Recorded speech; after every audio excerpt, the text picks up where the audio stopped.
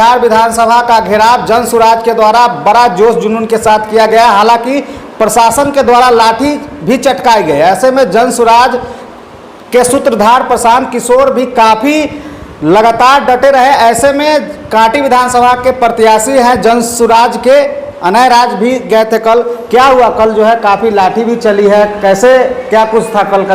क्या कुछ दृश्य था और कैसे एक अवैध जो है लाठी चली? देखिए प्रकाश जी, कल कांटी विधानसभा से दर्जनों की संख्या में यहाँ जो हमारे विभिन्न मोर्चा के जन स्वराज के समर्पित नेता हैं, सब लोग हमारे साथ हम लोग 4-5 गाड़ी के काफिला में पटना पहुँचे थे। शेखपुरा हाउस से हम लोगों का पदयात्रा करते हुए विधानसभा घेरने के लिए हम लोग शांतिपूर्ण तरीके से, जिसका पत्र हमारे नेता द्वारा, हमारे प्रदेश अध्यक्ष द्वारा 3 महीना पहले सरकार को अवगत कराया गया था कि आपने करोड़ों रुपया खर्च करके बिहार के शिक्षकों को घर घर घुमाकर आपने जातीय का सर्वेक्षण कराया था। उस जाति के सर्वे में आपने लाखों गरीब लोगों को सर्वेक्षण करके आपने बाहर लाया था। ये अच्छी बात है। प्रशांत ने इसकी तारीफ भी की थी, हमारे नेता ने, पूरा पार्टी ने इसको तारीफ किया कि चलिए कोई भी सर्वे होना चाहिए, इससे कहीं कोई दिक्कत बात नहीं। लेकिन उस सर्वे में जो गरीब लोग चिन्हित हुए, जिनको आवास नहीं है, जो खुले झोपड़ी में रहते हैं, जिनको पक्का पीने का पानी नहीं है, जो दर दर की ठोकरें खाते हैं, उनको 3 डिसमिल जमीन देना था। सरकार ने ही घोषणा की थी, उनको 3 डिसमिल जमीन आज तक नहीं मिला। जो बेरोजगार युवा है, जो स्नातक पास है, उनको रोजगार देना था, उनको 2 लाख रुपया का सहयोग करना था। सरकार डबल इंजन की सरकार की यह घोषणा थी, वो नहीं हुआ। जो अंचल में कांटी प्रखंड हो या बिहार के सभी प्रखंड अंचल में जो व्याप्त भ्रष्टाचार है, एक दाखिल खारिज, एक मोटेशन की लेकर आपको इतना परेशानी उठाना पड़ता है। आप जाते हैं बिना 20,000 का चुमावन किए हुए, बिना 30,000 के चुमावन के 25,000 के आपका दाखिल खारिज मोटेशन नहीं होता है। खुलेआम सीओ रंगदारी करती है, चाहे वो महिला सीओ हो या जेंट्स सीओ हो या किसी जाति विशेष का है। भ्रष्टाचार करने वाले का कोई जात नहीं होता है। वो और गरीब से गरीब लोगों को डरा कर धमका कर उसका अपना जमीन को अपना करने में 20,000 25,000 देना पड़ता है, तब दाखिल खारिज और मोटेशन होता है। इन सारी विषयों को लेकर प्रशांत जी का राज्यपाल और मुख्यमंत्री को ज्ञापन दिया गया था। सरकार से इन बिंदुओं पर स्पष्ट जवाब मांगा गया था। प्रतिनिधिमंडल गए थे मिलने के लिए, नहीं मिला गया। तब जाकर बाध्य होकर पूर्व के घोषणा के अनुसार हम लोग शांतिपूर्ण तरीके से गए। रास्ते से ही प्रशासन की जो चाल था, सरकार की चाल थी, बिहार सरकार का, हम लोग को समझ में आ रहा था। हम लोग बिल्कुल शांतिपूर्ण तरीके से गए। पटेल मोड़ के पास जो रामविलास पासवान जी का ऑफिस है, उससे आगे बढ़ने के बाद चारों द्वार पर पुलिस का एक बड़ा काफिला लगा दिया गया और बड़ी उदंडता पूर्वक शांतिपूर्ण तरीके से, सारे मीडिया में भी चल रहा है, बहुत सारे पत्रकार साथियों को भी बुरी तरह से घसीटने का काम किया गया। और जब हम लोग बढ़ रहे थे विधानसभा के तरफ, तो कृष्ण मुरारी प्रसाद जी हैं जो यहाँ के डीएसपी रहे, उनके अंदर पूरा सचिवालय का चार्ज है।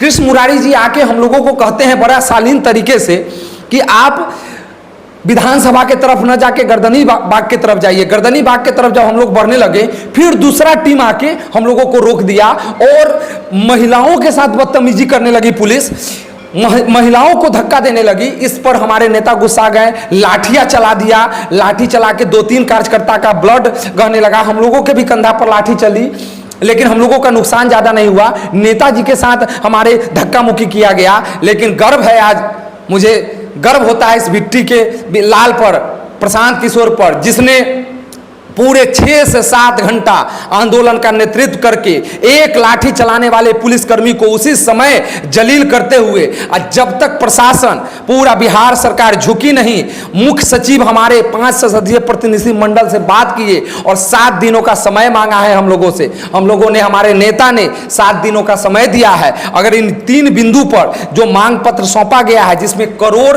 हस्ताक्षर भी कराकर हम लोगों ने दिया है राज्यपाल को, अगर इस पर स्पष्ट रूप से जवाब नहीं आता है, इस पर काम नहीं होता है, जो आप सर्वे कराए हैं उस गरीबों को, उनको 3 डिसमिल जमीन नहीं मिलता है, उनको पक्का मकान नहीं मिलता है, रोजगारों को, बेरोजगारों को 2-2 लाख रुपया नहीं मिलता है, तो हम आपको चैन से नहीं बैठने देंगे। हमारी पार्टी चैन से नहीं बैठने देगी। हम लोग 7 दिन बाद जो नेताजी का निर्णय होगा, निर्णय के साथ हम लोग पूरा करो या मरो आंदोलन के तहत मुख्यमंत्री आवास घेरने का काम करेंगे। अच्छा, मनीष कश्यप के आने से जन सुराज का क्रेज काफी बढ़ गया है बिहार में। बिल्कुल, देखिए मनीष भाई हमारे मित्र हैं और हम लोगों से 10 साल पुराना रिश्ता है, मित्रता है।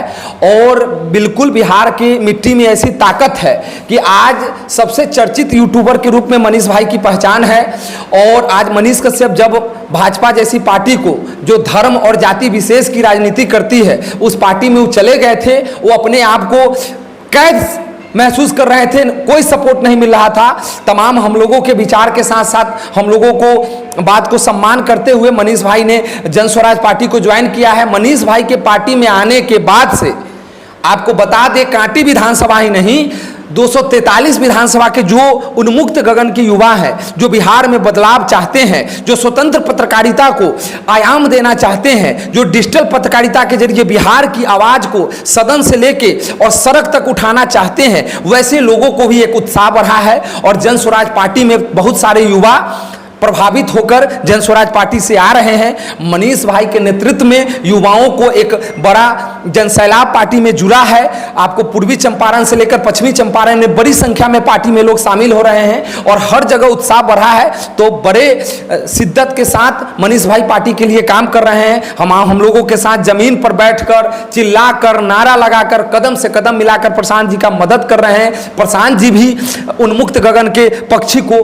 और उड़ने की पूरा शक्ति दे रहे हैं, पूरा संगठन की ताकत पर मनीष कश्यप को उपलब्ध कराया जा रहा है। तो मनीष भाई जितना अच्छा बिहार के लिए अब काम कर सकते हैं, स्वतंत्र पत्रकारिता करें, राजनीति करें, समाज सेवी करें, पूरा समाज सेवा करें, पूरा पार्टी हम लोगों का उनके साथ है, हम लोग उनके साथ है, मित्रता भाईचारा के साथ साथ अब पार्टी संगठन पूरा उनके साथ है।